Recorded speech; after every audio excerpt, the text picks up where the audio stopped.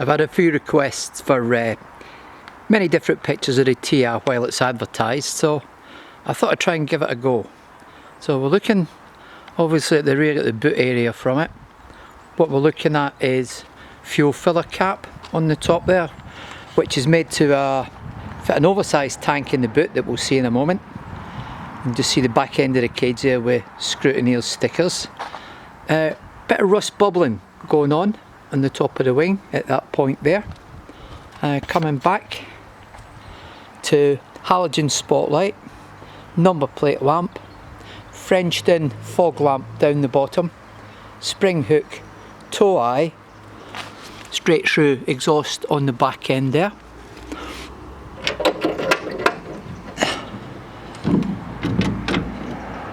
So inside we can see clearly the sun's on the screen. Oversized tanks fitted, long range fuel tank. Just about get the spare wheel in there now, which gives you a standard jack, spare speedo cable, spare fan belt as normal. In the corner here behind the panel is the facet red top fuel pump, leading its way to the front, safely out the way. Roll cage mounts down the bottom, people were asking about them, so hopefully you can get an idea of the situation there.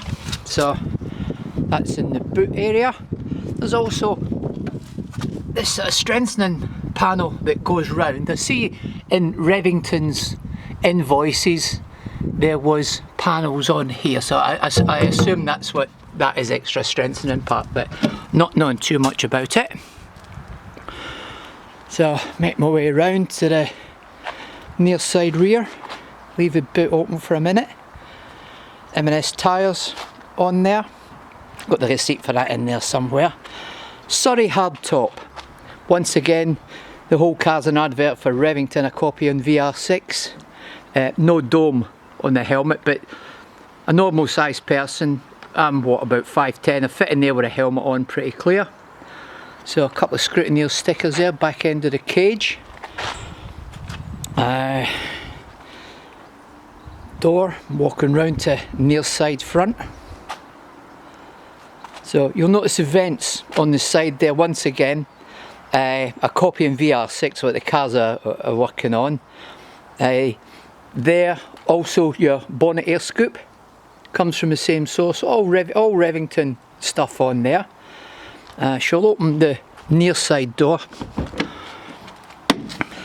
Navigator's area, hopefully once again the sun's really on this, so retro trip meter there, a couple of stopwatches, Don Barrow there, also there's a navigator's footrest there, and that's where a big map reading light is tucked away there just to hang out the way. Mixture of switches in the front's working the spot, reverse light, manual override for the fan.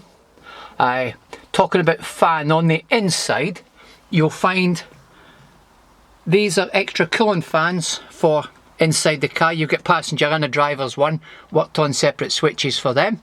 Seems to do the job in hot climates. It can get a hot cockpit, to be honest. Gauges, you're running a temperature gauge, ammeter, oil meter, obviously your fuel tank one there. A cut off switch down the bottom there. Leading round to the seats, they're both Revington TR seats on there. Firewall at the back, I can get into it there, all done in alley with your cage mounts, but everything's fireproof there, as we've seen from the back end from the fuel pump housing. The handbrake itself is a fly-off handbrake, drum brakes on the back with competition linings. The last job was to have them freed off, to be honest. Now just glimpsing a bit of the tunnel there, where you see a bit of a gap on the tunnel. The tunnel was oversized tunnel to fit the Triumph 2.5 PI XBL tuning gearbox. And the gearbox went in there because that's got overdrive on 1, 2, 3 and 4 gears. So what more can I show you in here? Up the top you've got a map reading light and digital compass. Everything's in working order in here, apart from a driver. You see the door bars on the bottom there. Now unfortunately the door bars, because they're fitted, that does away with a window winder. So it's a bit of a open the door to wind the window down job. So that's him. Now my reason for selling, as I said, well, harnesses in there, just get your eye on them, secure on. Reason for selling is broke my hip last year, and I do find it a bit of a struggle getting in and out the motor itself. So we're now round the pointed end. So you got a pair of Super Oscars, all within the legal limits for HRCR positions. The spotlight mounting bar is a welded on job. Once again, that's Revington. Just get a glimpse under here. Extra cooling, you'll notice on the bottom end there, with a 1-inch anti-roll bar, oversized anti-roll bar, and your tow hook on the front. The front is very solid.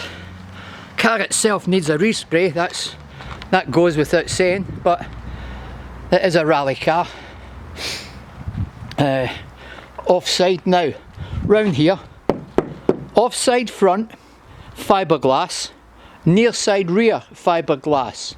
The other two wings are solid steel, as you can see. Sports mirrors on there, not much to see.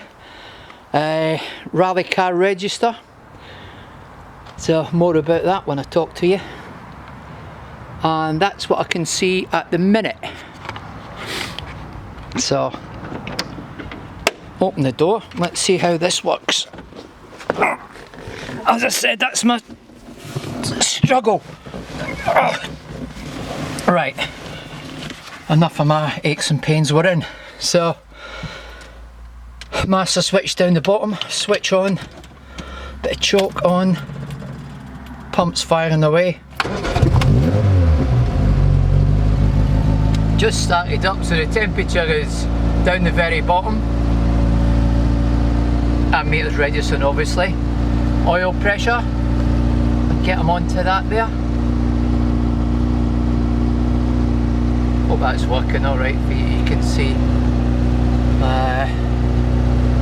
Running just over 50 on tick over. Fuel gauge down the bottom, you always fuel in it. Rev counter bounces a bit.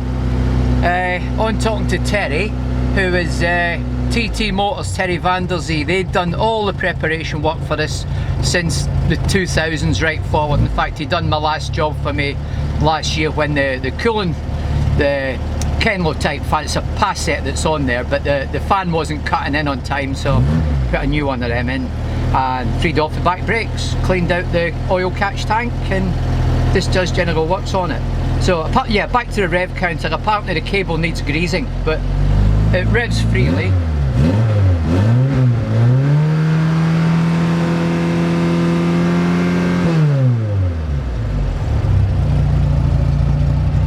Nothing's come through the block yet. Revs nice and free. Good little car, 4-speed as I say, but the big flick switch on the top here is overdrive. Just flick that on to overdrive on every gear and get round it somewhere. So that's what they are. Your switches all work. Basically everything's written down there at what they do, overrun switches and whatnot. So right, I'll sit you down for a minute and see if I can get the bonnet opened and show you what life's all about under the pointy end again.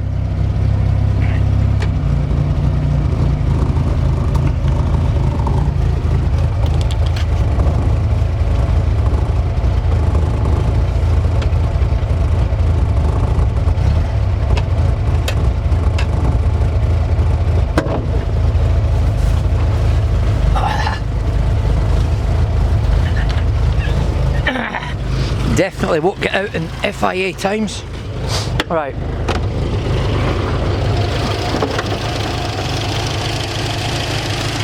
There we go. So, bonnet's opened up, 1.5-inch SUs on there with K&N filters, as you can see. Electrics have all been done properly by them right from day one. Everything on fuses, on board, inboard. Cooling fan down the bottom. Now, there is more cooling down the bottom end here that you can also see the radiator's been Frenched into it that way, which the radius has been cleaned out and filtered through try and get that done every couple of years, to be honest. Though I've only had it 3 years, done no 100 miles I'm afraid on it. Now over the other side you'll see a little set of spark plugs there. I've never had to do that. I thought, well, I've seen them on TR3s under the bonnet, so maybe that's a thing, but never driven it long enough to notice that. So air horns, which are plumbed into the passenger side, I believe, for the navigator to work. Alden distributor. I'll go into the ins and outs of the engine on paperwork if anybody rings me, or I can try and get through that somehow. What do you want to know? The mounts, strong mounts on here, no rust. I don't know if that panel is standard with the holes on them, but everything is pretty solid underneath the bonnet. It's only the outside that gives the car away. I would show underneath, but I cannot get down, unfortunately, with my gummy leg, if you like.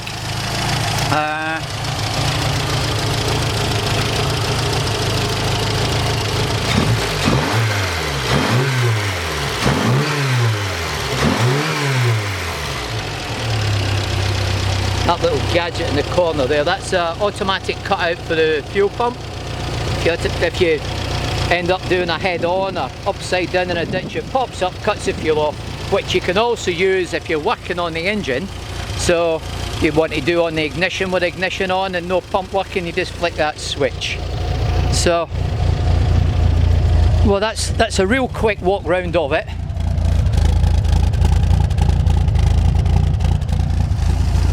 So, as I say, it's certainly no professional film job, but hopefully it gives you an insight into the car anyway. And what more can I say? Competition use. It did do the Monty, the classic Monty. It's done the Paladar in Wales a couple of times. It's done the Welsh Rally Retro a couple of times. Not in my hands, and the guy before me, who was the man who spent all the money on it. He is a solicitor, not very well. It's an age-wise thing, unfortunately, at the moment, but he would give you a bit more information, or information